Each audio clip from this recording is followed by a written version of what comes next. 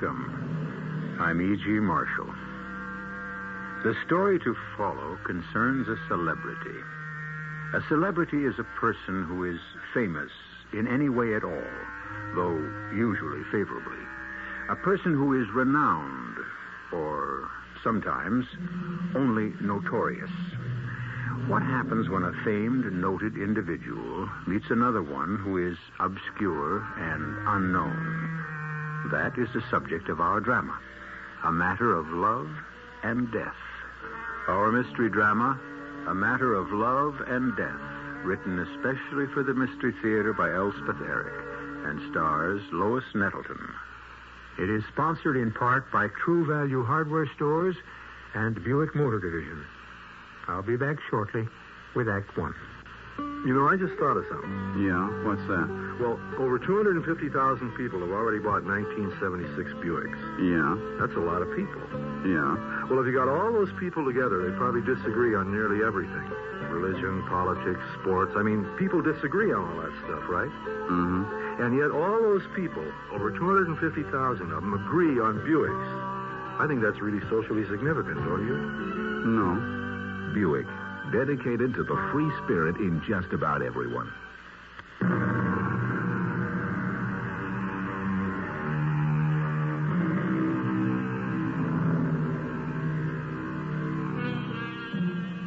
I can remember a day, perhaps some of you can too, when a man became a celebrity for a short while by sitting on a flagpole. Then there was a fetching celebrity named Willie Sutton, who robbed banks because, as he said, that's where the money is. Most people felt rather badly when, after a long career, Willie was shot down near a police station. A tennis player named Gussie Moran became a celebrity because, though she played an excellent game, she caught public fancy by wearing ruffled panties underneath her tennis dress. Your guess is as good as mine as to what makes a celebrity. Well, I'm checking out, Sarge. See you tomorrow. Could I see somebody, please? Like who, miss?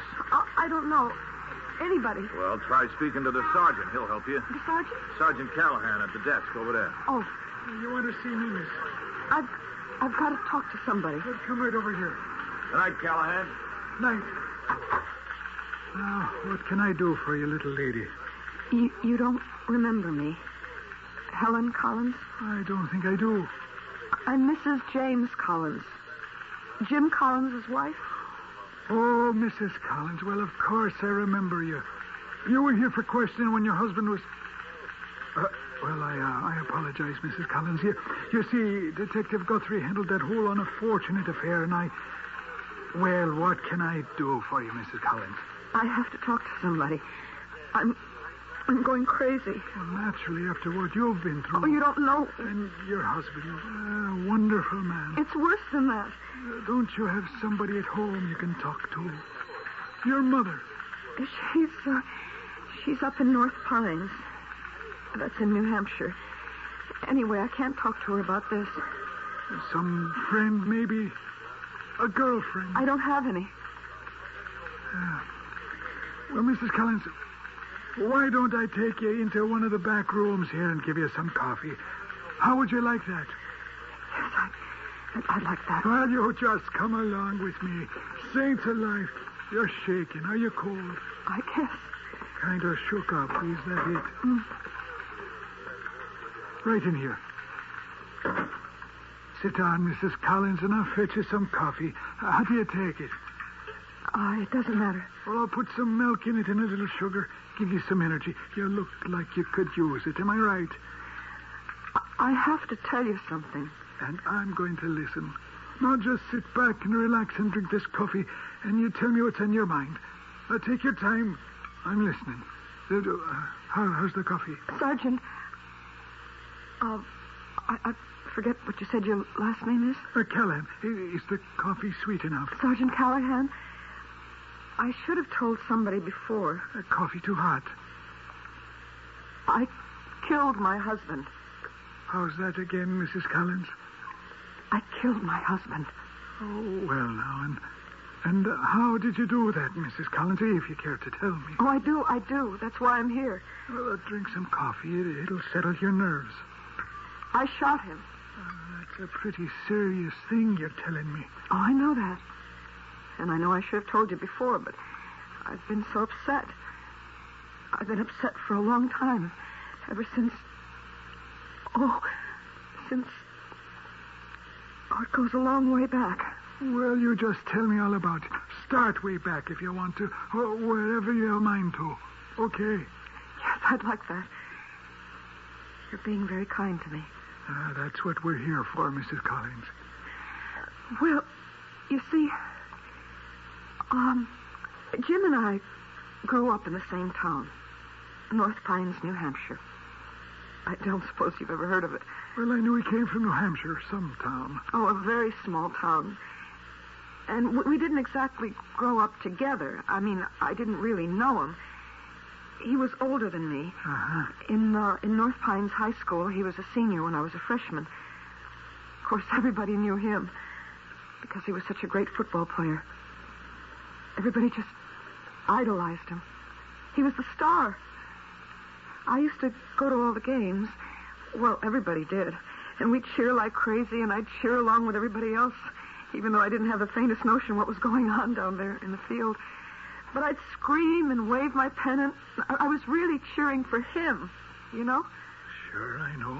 And sometimes after the big games, there'd be parties, dances, and he'd be there, and everybody crowding around him.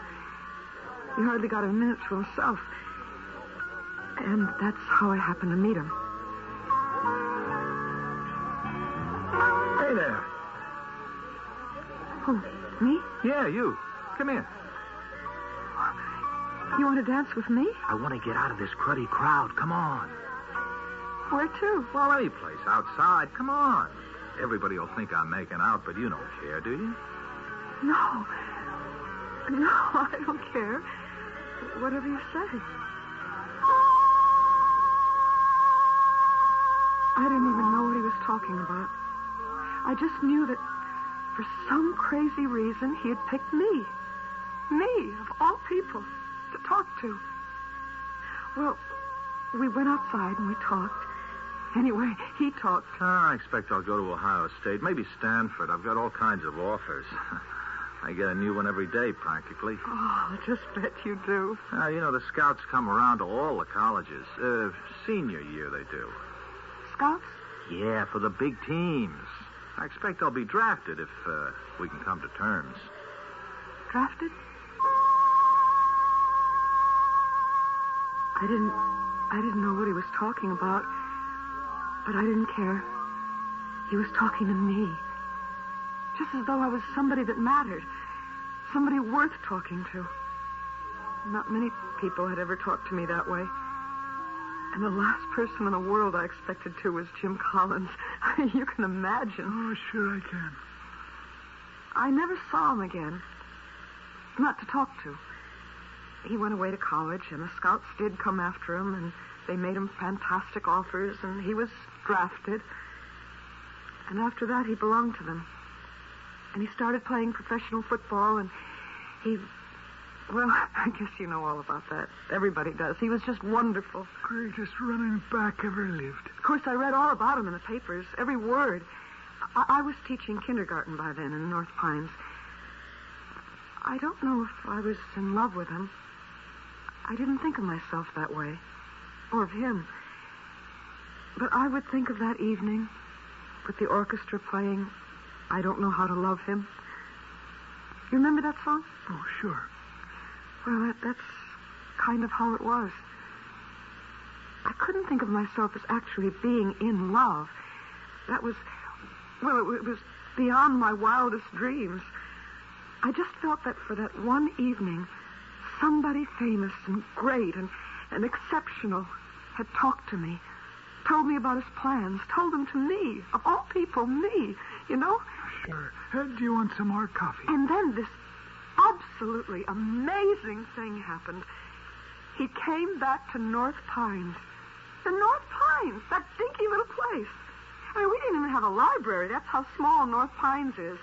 Of course, he came back to see his parents, not to see me, naturally. And the whole town turned out. I mean, they put up banners, and they had a parade and music, and the mayor made a speech. Oh, the town really turned itself inside out and upside down.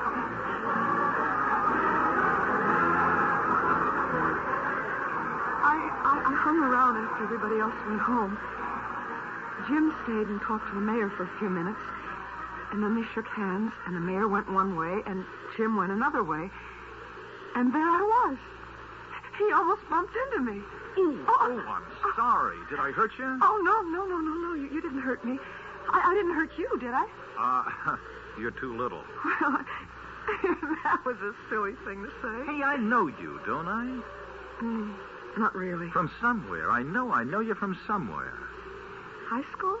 High school. Way back then? The big dance? Which big dance? Just before you went away to college? I took you to the big dance? I mean, you were my date? Oh, no, it was nothing like that. We just talked for a little while. We went outside and talked. Oh, you don't remember. No, there's no reason why you should remember. You just wanted to get away from the crowd, and I went with you. Well, I'd like to do that now. Hey, look, have dinner with me, huh? Dinner? Yeah, dinner with me. How about it? You want to? Well, yes. Yes, I do. Yes, I'd love to. Jim was in town for just a few days. I had dinner at his family's house. I hardly remember that because, of course, his parents just hung on every word he said, and so did I. And when he came to my house, it was the same thing. He told the same stories he told at his family's house, and my parents loved them, and I loved hearing them again. I felt like I was becoming a part of his life, hearing all those stories and all the famous names and everything, all so different from anything I'd ever known. Just like another world. Oh, you sure you want to hear all this? Yes, I do. Well, you're not going to believe this part. Well, try me. He fell in love with me. Yes, Jim Collins fell in love with me. Now, why wouldn't I believe that? Well, because you can see the kind of girl I am, and you know what he was. But he did. He fell in love with me, and he asked me to marry him. Actually, asked me to marry him. Oh, you want some more milk in that? More sugar? No, this is fine. Well, he asked me to marry him, and what can I say? I said yes. What else was there to say? Well, what about no? To Jim Collins? Say no to Jim Collins when he asks you to marry him? You loved him. Oh, of course I did. I mean, here I was, a kindergarten teacher in North Pines. Not very pretty, not unusual in any way. I thought I'd live my whole life in North Pines. Maybe be an old maid. Maybe die there. And then Jim Collins asked me to marry him. The great Jim Collins, the great football player. Greatest running back ever lived. Of course I said yes. And we got married right there in my parents' house. Because Jim had to leave the very next day. Training starts day after tomorrow, Helen. It does? Yeah, for a month. Where do you go for the training? Westport, Connecticut. Will we live in a house or an apartment? Oh, baby, it's only for a month. A hotel. Well, I thought you might want to stay on here with your folks. What for? I want to be with you. Kid, I'll be living in a dormitory. A dormitory? Yeah, with all the other jocks. You mean we can't live together? Not during training. Why not? We're married. Helen, those coaches are strict. They own us. They watch us like hawks. Now, you wouldn't like it, and even if they'd let you in, and they sure wouldn't let you in, not during training. Well, when do I get to see you? Well, after training, then for 2 months, there's exhibition games. Miami, Buffalo, all over. And I can go with you to those places? Well, you can meet me there, you know. You see, the players all go on chartered flights, and wives and sweethearts aren't allowed. But you can meet me. Chicago, St. Louis, Kansas City, all over. 2 months of that. Don't worry, honey. We'll get together. Now and then. It wasn't easy, Sergeant Callahan. I don't suppose it was. I'd never heard of a life like that. The training, the practice games, the exhibition games. And then I think that was the worst of all. The banquet circuit. See, Jim made speeches at colleges. All over. Sometimes 6 speeches in 1 week. The last speech he made was right here in this town. At your college here. It was a little while after that speech that I killed him.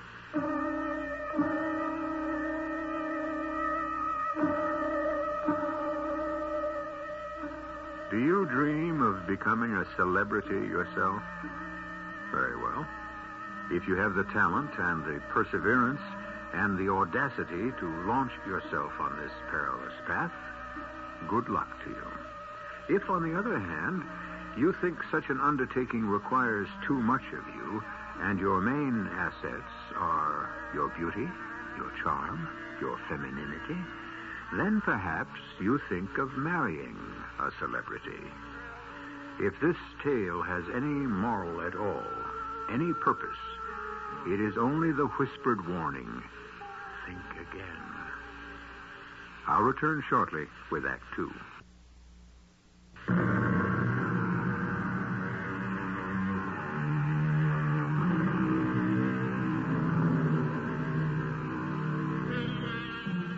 Jim Collins was a football hero at North Pines High School. He was a football star at college. He was drafted into the majors after graduation and became a football celebrity. On a visit to his hometown in New Hampshire, he encountered a girl he had talked to for 10 minutes many years before at a high school dance. And for this reason or that, he married her. When our first act ended, she was in a police station telling the sergeant that she had killed her famous husband. I didn't mean to kill him. I loved him. I hardly ever saw him, but I loved him. I never meant to do such a terrible thing, but I don't know, I just got where I couldn't stand it anymore. Now try and calm down and tell me what led up to everything. Well, you're a very nice girl. Anybody can see that. So tell me, what did he do to make you? Well, you know. Well, there must have been a reason. No, not really. He was always good to me. He was a good man. But Well, you want some more coffee? No, not really. Well, how about an aspirin? Oh, that would be nice. I've got some right here. Always carry some on me. Well, here you are. Yeah, take 2. You want some water? No, the coffee's all right. Thank you. Now, let's both you and me relax, and you tell me the rest of it. Isn't somebody supposed to take down my confession? I thought you always did that. Well, there's always time for that later. You just tell me about Jim Collins and everything that happened. Well, I could have put up with everything, I think, if it hadn't been for the fans. The fans? I've read about fans that follow movie stars around and rock singers and those people. And, of course, I know senators and presidents have people like that, but that's mostly election years. But I never knew that fans followed football players around. It came as quite a shock. I can imagine. There was one time, we were in New York. I'd never been to New York before, and Jim and I went into a big department store. I wanted to buy a purse, one of those over-the-shoulder things, you know. And we got up to the counter, and the salesgirl took one look at him, and I thought she was going to faint. Aren't you? You are. You're him. Aren't you him? Oh, it's him. It's him. It's Mr. Collins. Let's get out of here. Oh, it's just fans, honey. But they're crazy. No, it happens all the time. They're coming this way. Well, they want to touch me. How about an autograph? I can't stand it. I can't stand it. Helen, wait a minute.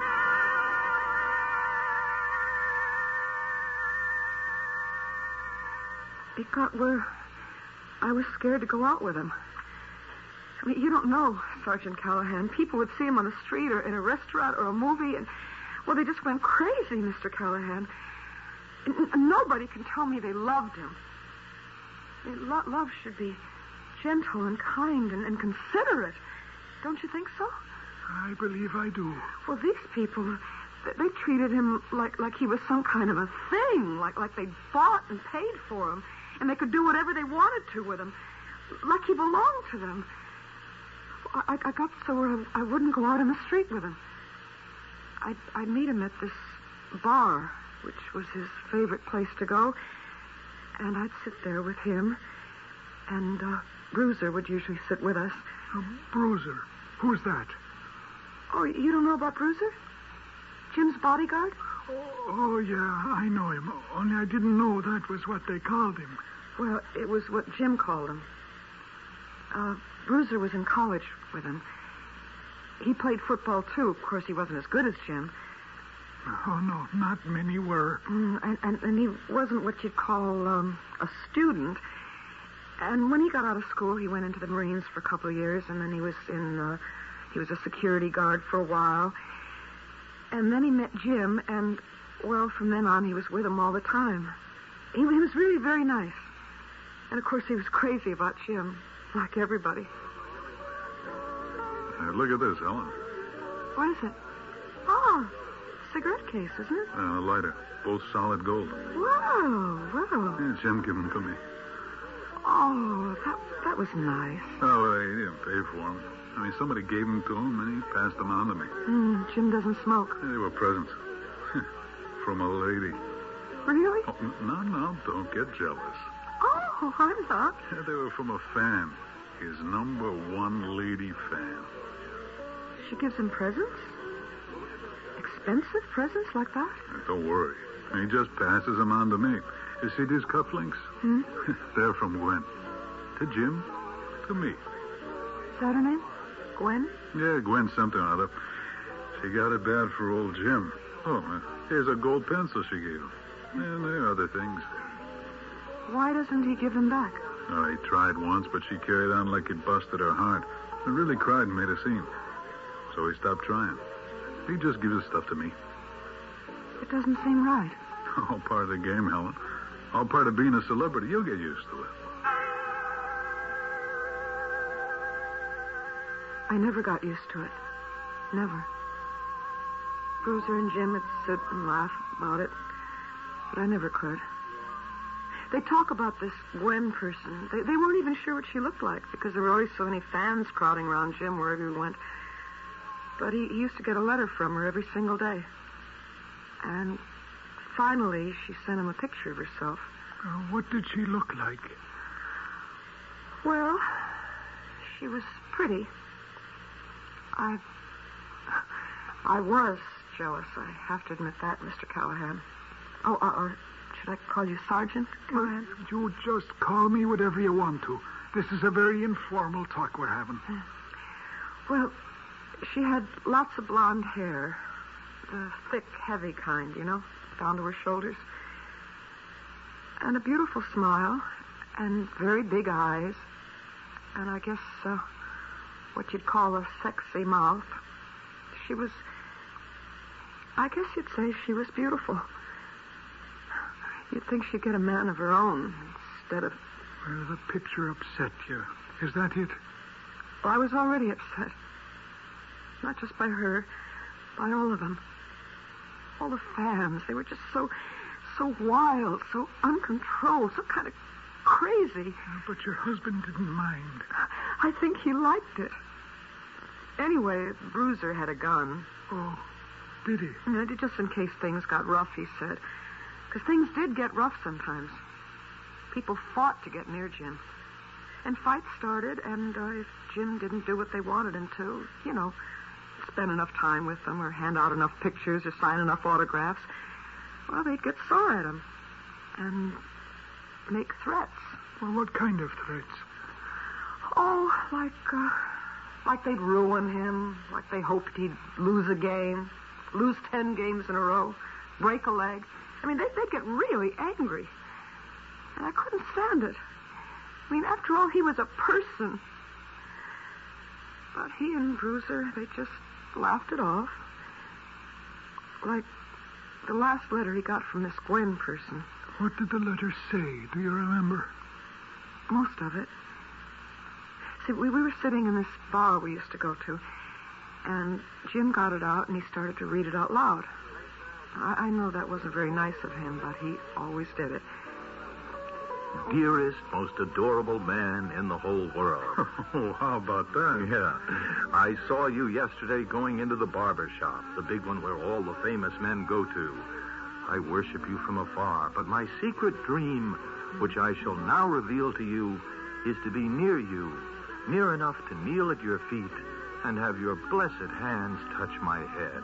Come on now. I received your picture, but it's not the one I want. You sent her a picture? Yeah, the PR office sends them out to everybody. It's nothing. She didn't like the picture. I received the picture, but it's not the one I want. I want one that will be mine alone. The one you sent me says, "Hi there, Jim," and that's not at all what I want. Because I am not like your other fans. I adore you, every part of you, if you know what I mean. You are my idol, my god, the avatar of my desire. Avatar? What's an avatar? Oh, who knows? You want to hear the rest of this? I don't. Oh, it's just more of the same. Jim, I think you should tell her to stop writing to you. Stop hanging around all the time. Well, Helen, what's the harm? She's not hurting anybody. She's hurting me.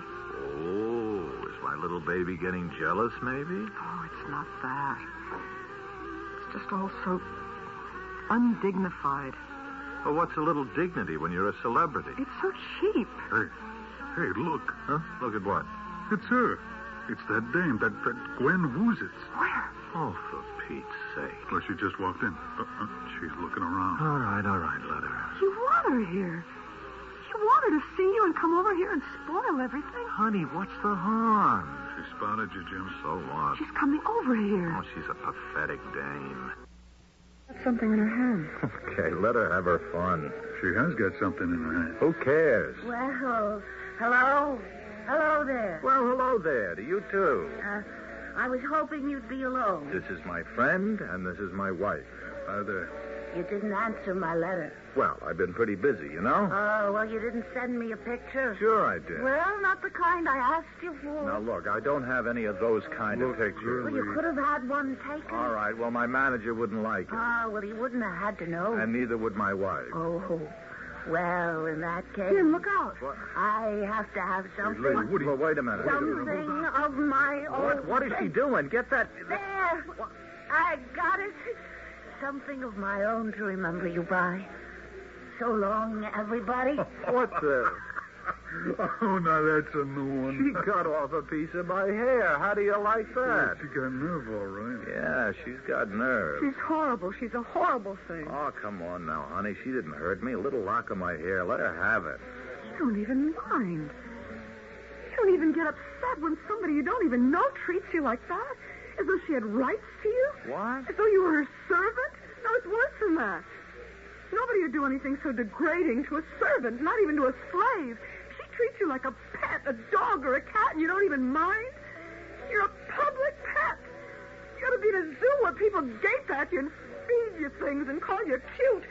You're in a great big zoo, the main attraction in a great big zoo, and you don't even mind. You love it.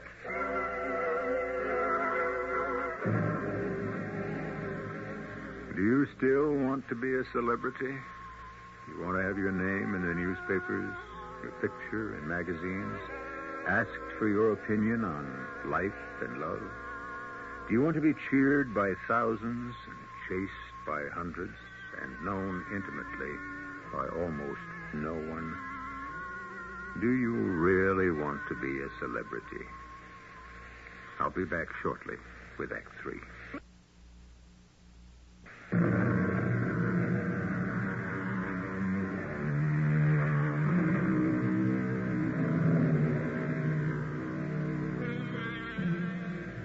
Our small-town kindergarten teacher has married the small-town boy who was a local football hero.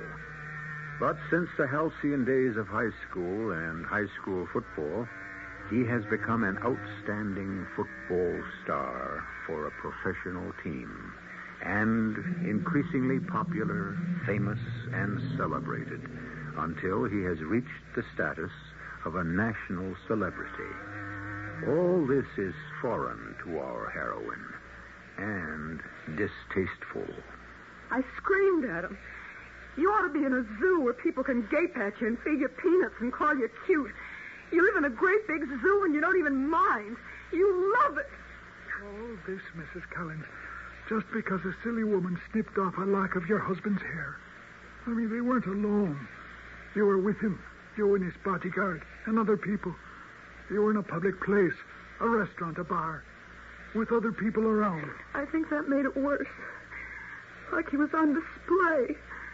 To be touched and handled by anybody at all. Well, that's better than having them alone together, isn't it? I don't know. I never thought about them being alone together. Because they never were. Are you sure about that? Oh, yes, of course I'm sure. Jim wouldn't have wanted to be alone with her. He didn't even like her. And he didn't have time to be alone with her. He hardly had time to be alone with me. I tried to follow him to all the big games, and I'd wait in the hotel room for him. In the suite. We always had a beautiful suite. We were treated like royalty, practically. And one day I came back to the hotel to wait for him, and I went into the bedroom to change my clothes. And there she was. This Gwen person. She was going through her clothes closet. What are you doing? Oh, you're his wife? What are you doing here? How'd you get in? Oh, now, please don't be mad at me, Mrs. Collins. Who let you in here? Well, I told them, see, I was Jim's sister, and I had to meet him here. You don't mind, do you? Yes, I mind. I mind very much. Why are you going through our clothes? Well, I had to have something. What? What, you want money or what? Money? Oh, no. I don't need any money. Then what do you want? Well, something of his. But what? Oh, you gave him a lot of expensive presents. Do you want them back? Oh, no. He tried to give them back to me, see, but I wouldn't take them. I want him to have them, to carry them with him all the time, to touch them every day. He doesn't touch them every day. He gave them to a friend. We didn't. He wouldn't do that. His friend showed them to me. Well, I never thought he'd do that. Well, he did. Do you think sneaking up to him and cutting off a piece of his hair was a nice thing to do? Well, I had to have something that was his. And that's why you're here now, to get something else of his? Yes. What did you take this time? Well, nothing much. You took something out of his clothes, didn't you? Well, yes, but it isn't anything. He won't even notice. What is it? Well, it's not worth anything, only to me. You've got it in your hand, haven't you? Well, yes. Show it to me. Oh, please, let me keep it. Show it to me. Oh, please, Mrs. Collins. I'll call the manager. I'll call the police. No, don't do that. I'll show you. Here, see. You came here to get that? Yes. I don't believe it. I just don't believe it. Well, it's true. Now, let me keep it, please. Go away, will you? Just go away. Please, go away. Well, I can keep it. Go away. Just go away. Are you all right, Mrs. Collins? Yes, I think so. You feel like telling me what it was the young lady showed you? Lint. How's that again? It was lint. You know, the stuff that collects in your pockets after you've worn your clothes a while? It's dust and bits of thread and little pieces of paper from gum wrappers. Just a mixed-up collection of, I don't know, anything. Lint. And that was all she'd come there for? That's what she said. That was all she'd taken. A crazy lady, a weirdo. That's what I told Bruiser. You told him about it? He came in pretty soon after Gwen left. I was kind of sorry for her, but I was scared of her, too. And I hoped I'd never see her again.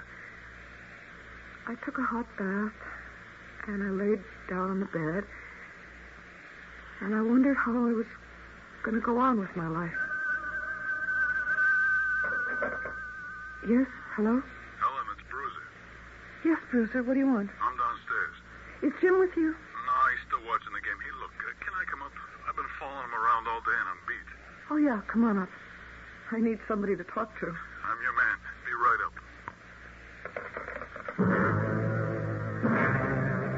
Don't you see, Bruiser? It's like thousands and thousands of years ago when people were savages. When they drew pictures of animals in the dirt because they thought that'd mean they'd find an animal and kill it. They thought it would work magic. I never heard anything like that. Bruiser, they shot arrows at the clouds to make it rain. That's nutty. It isn't any nuttier than shooting at presidents to start a revolution. Yeah, well, that's nutty, too. There are tribes today where a girl follows a man and takes the dirt from the ground he's walked on, from his footprint, and she takes it home and plants a flower in it, and she's sure that when the flower grows and blossoms, the man will love her. And don't you see? It's all the same thing. It's superstition. It's craziness. Well, you couldn't grow a flower and a mess of lint out of somebody's pocket. Of course not. There's nothing you could do with it. So what does anybody want with it? But Gwen wanted it.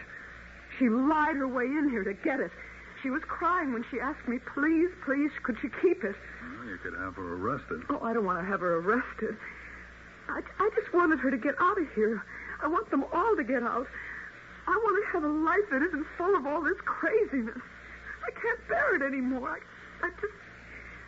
I don't understand it, and I want it to stop. Why can't it? Well, because Jim's a celebrity. He just is. He couldn't stop being a celebrity even if he wanted to. And he doesn't want to. Well, would you want to? Give up all that money and having everybody look up to you and thinking you're marvelous and ask you to endorse things. Helen, baby, that's success. But can't Jim just play football? I mean, just do that without all this other business? Helen, you don't understand what kind of football player Jim is. It's not just that he's fast, and he's very fast, or that he handles his body like nobody else has ever done it before. Jim has, I don't know, intuition. Intuition, I guess you'd call it. Something goes on inside his head, a feeling for what to do. Maybe he's got a feeling for what everybody else on the field is going to do. He carries it all in his head. I don't even think he knows it's in his head, but it's there. It's mystical, like. It's born in him. He's like clairvoyant, you know? I don't think I can stand it anymore, Bruiser. Maybe you oughtn't to be married to somebody like Jim. Because as long as he's a superstar like he is, people are going to follow him around and scream and yell and carry on. Well, of course, he won't always be a superstar or any kind of star at all. When will that be? 10 years, 12, maybe more, probably less. Who knows? I don't think I'll last that long. Look, I had a hard day today. Would you mind very much if I took a hot shower and laid down on the bed for half an hour, maybe? If you want to. Hey, thanks a lot, Helen. Give me your coat here. I'll hang it up. Thanks very much. Oh, wait. Let me take my little old 38 out of the pocket. Don't want you handling it. Okay. Wait. You've got another gun. Oh, yeah, this. Is that a holster? What they call a holster? Yeah, that's what they call it. I wish you didn't have to carry guns. Never had to use one yet. Outside the Marines. Well, gotta take my shower. Hey, I sure appreciate it. You're welcome. You'll be okay, won't you? Oh, sure. Hey, maybe you need a drink. No, I don't think so. I think I'm just gonna sit here and try to figure out what to do with my life. And that's what I tried to do, Mr. Callahan. Oh, Sergeant. I just sat in the bed and tried to think how I'd gotten myself into such a mess. I thought of my life with Jim. No, not with him, because I was hardly ever with him. I was married to him, but I wasn't with him except for a little while every now and then. The rest of the time, He was with the fans, the worshippers, the acolytes, the autograph hounds, the screamers, the people who thought they owned him, the people he'd given himself to. He wasn't mine. He was theirs. And then I heard the outside door open. Please, I love you. Now, wait a minute. Hold it. Please, let me come in with you. No. Let me touch you. Would you- Let me spend 5 minutes with you. 2 minutes. Oh, you crazy woman. Please, you don't know how I feel about you. You're my dream, my life. Now, look, will you get out of here? You're some kind of a nut. Oh, just let me be with you for a minute. Do you want me to have you thrown out? I don't care what you do. Only let me. Helen, that's my wife, you stupid Please, fool. I Helen, I...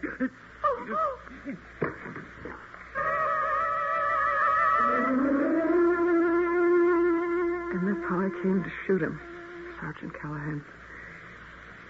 I don't remember picking up the gun. I don't even know which gun I picked up. I never had a gun in my hand before.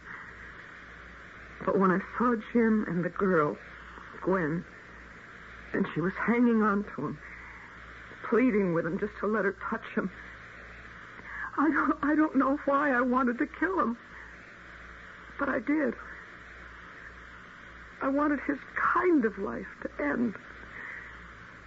Maybe I should have killed her. Maybe that would have made more sense. I don't know. Neither one made any sense. No, I guess not. But what I wanted was for it all to stop. All the craziness, all the screaming and yelling and grabbing for things. I wanted everything to just quiet down. Be calm and peaceful. So that I could be calm and peaceful. And maybe a little happy. I understand. Do you? Really? I really do. Thank you. Mrs. Collins, you didn't kill your husband. Oh, but I did. The gun you had in your hand was never fired. But I heard the shots. 2 shots. They came from a different gun. Oh, no, not Bruiser. No, he wouldn't. No, not from either of his guns. From a .32, belonging to a very crazy lady. Gwen? We picked her up this morning. But she loved him. What a fan feels for a celebrity, Mrs. Collins, is a very mysterious thing. I don't know what it is, but I can tell you what it isn't. It isn't love.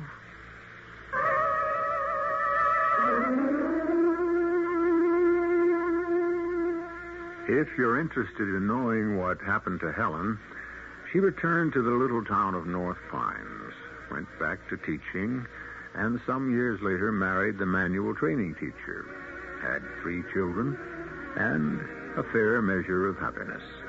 And even the moments that were troubled or unhappy were not frantic or filled with any kind of excitement.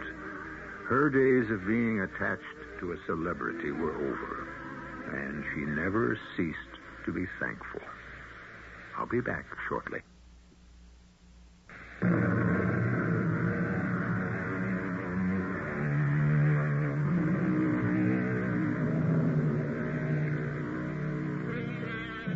Our cast included Lois Nettleton, William Redfield, Marion Haley, and Lloyd Batista.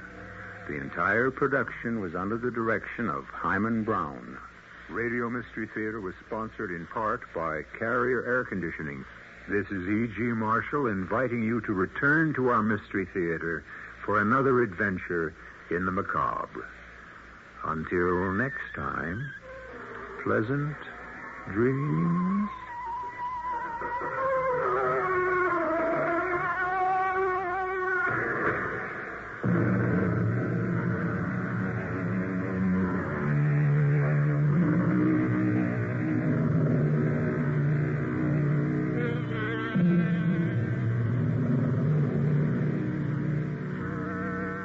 Mystery Theater has been brought to you in part by ShopRite Supermarkets, where you get a lot more for a little less. The preceding program is furnished by CBS Radio. I'm Barry Farber. A lot of mysteries revolve around the telephone. Keep your radio fixed right where it is, because not mystery, but the history of the telephone will be our mission right here on the Barry Farber Show, following the news on WOR New York. Reuben Hurricane Carter will be out on bail tomorrow. Missing melon heiresses reported held by their father on a estate in West Virginia. President Ford calls for quick action on the Federal Election Commission. It's 61 degrees in cloudy mid-Manhattan. The man says unseasonably mild through Sunday. Mostly cloudy tonight with a low in the middle 40s. Sunny tomorrow with a high around 70. This is John Scott with the 8 o'clock edition of the news. Bail of $20,000 has been set for Reuben Hurricane Carter. Officials say the former middleweight boxer will be freed from New Jersey State Prison tomorrow. Carter's co-defendant, John Artis, was granted $15,000 bail and is also expected to be released tomorrow. The decision to grant bail followed a 3.5-hour session between attorneys for the two men and prosecutor Beryl Humphreys of New Jersey's Passaic County. Neither defendant was present in court in Patterson. The executive director of the Carter Artis National Defense Fund